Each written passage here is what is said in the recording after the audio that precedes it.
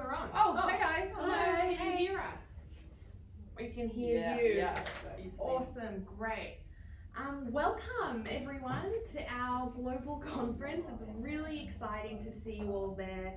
It's really exciting, and I'm so proud that we're all in our teams from around the world here today. We're so sorry that we couldn't be there today. We are at another conference, coincidentally on the exact same day, in Japan, learning about how to manage cross-cultural teams. So we're just going to share a little bit of what we've been learning, and I hope you enjoy our presentation today.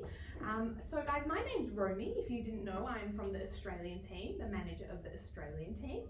Bonjour, my name is Tiffany. I'm the manager of the French team. 你好, my name is Yue, so I'm from the China team. Hi, my name is Maria and I'm the manager from the Danish team. Hello, my name is Matilda and I am the manager for the Norwegian team. Awesome. So guys, as I said, we'll just be explaining a bit of what we've learned and our experiences managing teams around the world. So who is going to start us off? That was me. Yes. Yeah, so we're actually looking at a great example here today of a cross-cultural team, as we all are representing different countries and we have different cultures, we're from different backgrounds, ages, you name it, everything.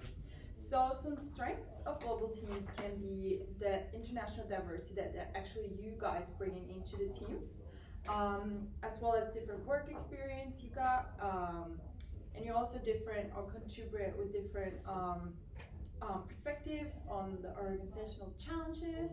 So the diversity is actually a very kind of a strength in the global teams that we really appreciate. Definitely. And it's also some challenges regarding global teams, which can be the social distance, which is the degree of emotional connection among team members. So if the whole team is working in the same place, the social distance is usually low. But when they're geographically separated, it will be not that easy to kind of connect and align. And also when it comes to time difference, it's a challenging way to communicate with all of the different team members. As we know, it's just 6 a.m. here now, and you guys, it's a bit later for you, so yeah, we know about that. Yeah, we do. Also language barriers, as my team is from Norway and you're from China, and you guys also representing our teams, but we don't have English as a first language, so we know that you guys that's from Australia have to kind of make it a bit easier for us to understand and make sure that we kind of understand everything. And exactly. Yeah, so I think Tiffany, you have an example for Well, actually I wanted to touch on effective and ineffective teams. I think the challenges were actually a really good point. We came from a really ineffective type of teams, and I think that was a bit of fault, so we kind of rearranged and reorganized some things, applied a few HR practices, and so we came from a team that really had little attention to results. They were avoiding responsibilities, they were kind of lack of commitment, fear of conflict, a big absence of trust in between employees was a really big issue. Then we kind of discuss, communicate, restructure many things, and we ended up having a team that's really willing for change and adapt to different. It's a really dynamic type of team now. It's much easier for them to take decisions. So they were given much more freedom and autonomy, and so they now have the opportunity to utilize all the skills, and we've been seeing a huge increase in technical skills, problem solving and decision management, and making skills and interpersonal skills, which is pretty good. That's definitely something we all can benefit from, definitely in our global teams. For sure. I actually just very briefly just want to mention some common mistakes that we can make in our teams. This recently happened in the Danish group, I know, within the last couple of weeks. So there are two things. One thing is called the group think. That's where everybody in the team is too eager to agree on something, that they make some mistakes and then it ends up in taking riskier decisions. Because everyone is like, yeah, it's actually not my responsibility, it was a group deciding this, so I can't be held accountable. But actually that it's not good. you know? Yeah. So the other thing is called the Abilene paradox, and that's where someone in the group will suggest something that he or she thinks that everyone in the group wants. And they all agree again because you want the team to function, and then you actually end up making a decision that no one really wants. So it's really important, guys, that you are aware of this. We need some transparent communication in our global teams. You guys are in different parts of the world, so it's really important with the transparent communication. Be aware of these mistakes. And then good job, guys. Yeah, awesome. I think it's interesting that you mentioned that. We were also finding this whole group thing dynamic happening within our teams as well. So really good point that you just touched on. I would also like to touch on a framework that we've been using called the SPLIT framework, which we've been using to kind of cope with any challenges we have managing and communicating in our cross-cultural teams.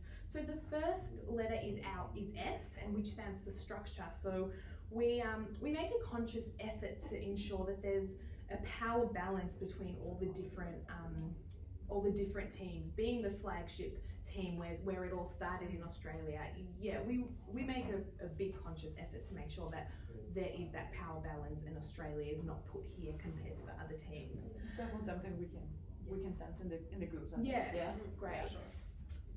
Good, because we've definitely been working on that. Yeah. The next one is P, which stands for process. So, because we're not eating lunch in the same staff rooms, and we're not walking to the tram stop together, those organic conversations and relationships don't form as easily, and that's why we need to really make that effort. And we've been leaving 5 minutes at the beginning and end of our meetings to try and make that happen, but it's something that we all have to put a big effort into. So I know there's the cocktail tonight for you guys, so I really encourage you all to get there and form some relationships and get chatting. Definitely. It will only make it easier working in teams. And then L stands for language. So look, no doubt, as Matilda touched on, there are language barriers between our teams, and that's something we have to work with. And so what we do, we just make sure that we're always seeking clarity. We always make sure that everyone understands what's going on. Talk slower if that's what you need to do.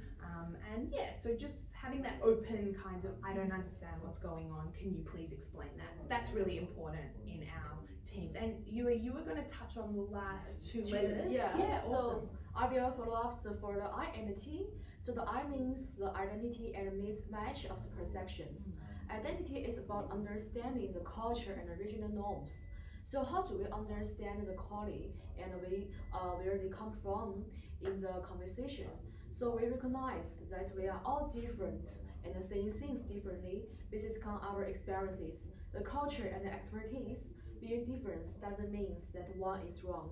So the value and the respect difference of the opinion from us.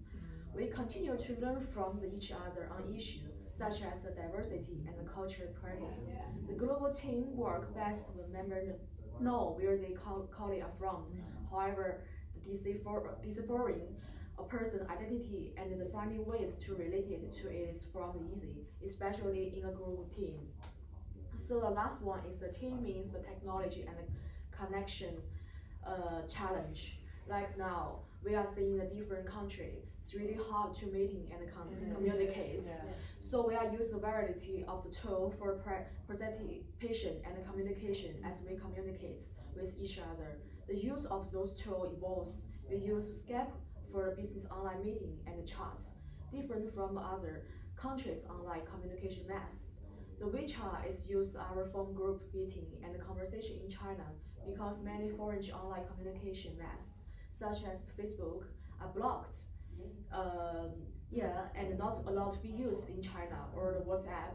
Therefore, the WeChat is also updated due to the international business and the communication.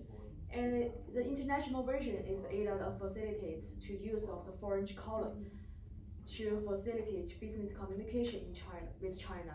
So we choose to use the WeChat or QQ to communicate with foreign colleague online in China. So like now, we are having a video call meeting, use Skype.